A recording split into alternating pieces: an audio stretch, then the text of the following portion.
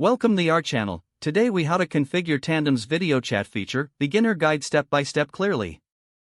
To begin, ensure that you are logged into your Tandem account. Navigate to your profile by clicking on your profile picture in the top right corner. Once on your profile page, look for the Settings option. Click on Settings to open your account settings menu.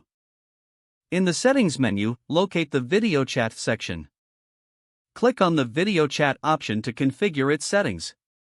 You will see several toggle switches for enabling or disabling video chat features. Adjust the toggle switches according to your preferences. Make sure to enable the video chat feature to start using it. Next, configure your privacy settings for video calls.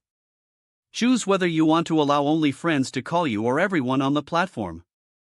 After setting your privacy preferences, you may want to select your preferred video quality.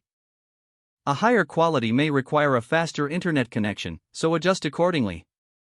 Once you have customized all settings, look for the Save button at the bottom of the page. Click on Save to apply all your changes. Now, return to your main profile page. To initiate a video chat, navigate to your connections list. Find and select a friend you wish to chat with. Click on the video chat button next to their name. Wait for your friend to accept the call.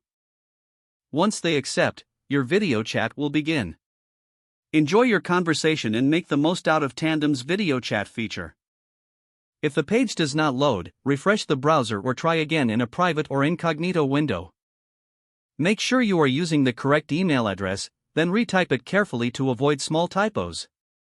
If your password is not accepted, use the reset option and create a new strong password you can remember. Check your spam folder for verification or security emails, then complete any requested confirmation steps. Enable two-factor authentication if available to improve account security and reduce unauthorized access risk. After signing in, review your profile details so your contact information and settings are accurate and current. Don't forget to like this video and subscribe to our channel for more step-by-step tech guides.